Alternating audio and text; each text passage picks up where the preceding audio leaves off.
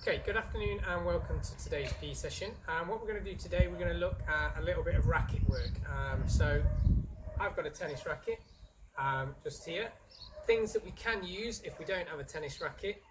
I've got a small plastic bat that younger children might have at home. I've also got one of the ones that you might have on the beach. Okay, so you might have one of them in your beach bag that you've maybe forgotten about.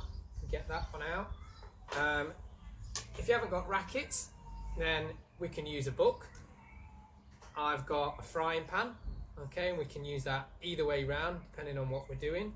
I've found a little tray you might put some drinks on, that can be used, and I've even managed to bring out a chopping board.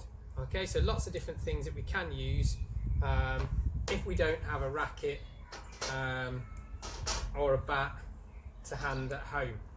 In terms of the ball, again, I've got a tennis ball.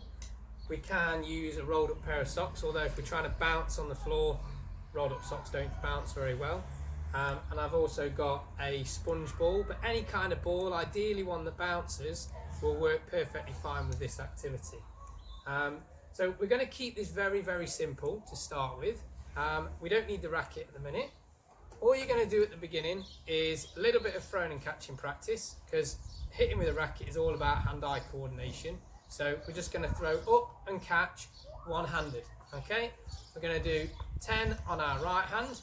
Once we've done 10 on our right hand, we're then going to do 10 on our left hand, because it is again really important that we do practice both sides. Okay, probably never going to play tennis left-handed. I know I'm not, because I'm not very good left-handed at tennis, but it's worth practicing anyway. Okay, now we need the racket. All you're going to do to start with is pop your ball or your socks in the middle and hold it there. Okay, I want you to try and hold it so it doesn't move. Okay, I don't want it rolling around the racket. Get it back in the middle and hold that really, really still so it doesn't move. Again, try that on the other side. For me, not being left-handed, this is a little bit more tricky to be able to keep that ball there. It does move around a little bit more. Okay, so that's your first activity, just holding that ball on the racket. Again, like I said, very, very simple. Now, I'll put the racket down. I'll use one of these other things. So with my frying pan, I'm going to tip this upside down. If I put it in there, I can roll it around as much as I like, and it's not going to fall out anyway. So if I tip it the upside down, put my ball on the middle of that frying pan. This time, I do want you to make it move around a bit, but I don't want it to fall off the edge. Okay, if it does fall off, collect it back, pop it back on, and try and roll it around forwards and backwards. Okay, but keeping it on that pan there, like so. Okay, again, flip it onto that left side and just move it. Make that ball roll off the end.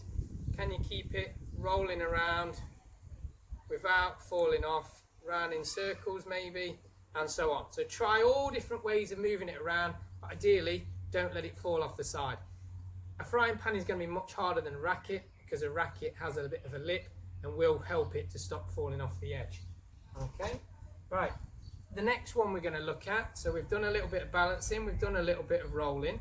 What we want to do now is we want to start trying to hit the ball up into the air a little bit. So we're going to get the ball in one hand, hit it up, and then try and catch it. Again, if you drop it, grab it and bring it back. We're just going to do one hit at a time. So from there, hit and catch, and again, hit and catch, keeping your eye on the ball all the time. And if you notice, I've got that nice balance that we've spoke about on other videos to be able to do that. So I just want you to do one at a time, in there, again, switch over, have a go with your left hand. Once you've managed to do one, let's see if we can do two. Okay, then see if we can do three, and so on, until what we will end up with is a repetitive bouncing like so. And I want you to see how many you can get in a row without that ball touching the floor. Okay, now the next thing I want you to think about, once you've had a really good go at that, is I want us to think about striking the ball once it's hit the ground. So when we play tennis, we don't very often hit it in the air.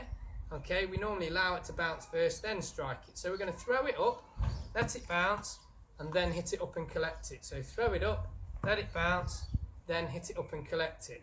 Okay, so try that again with your left hand. It will become very tricky. If that's really, really hard, just have a couple of goes and then go back to that more dominant right hand. Okay, now what I want you to do is I want you to see how long you can do that for. So you're going to throw it up, let it bounce, hit it up, let it bounce, hit it up, let it bounce. Okay, if your floor's a bit uneven like mine, you're going to have to really keep an eye on that ball to try and keep it going. Okay, and again, see how many of those you can do without losing control and the ball bouncing twice. Okay, so a couple of things to work on: rolling and balancing, bouncing, see how many you can get in a row, and then hitting up, allowing it to bounce and hitting again, see how many you can get of those as well. I'll just have a quick go with some of these other bits just to show you that it will still work. Okay, so with the book, just hold it with your fingers underneath like that, and again, we're just trying to do that bouncing up and down, and then the bouncing one. And if I do it with the socks, which are just here, this is a little bit tricky, it's not round, okay, but again, you're just trying to do those actions using the book, all the other bits and pieces that we've got on there. Okay, good luck, go away, have a good practice. I'll come back with some more racket type exercises in the videos to come. Okay, bye bye.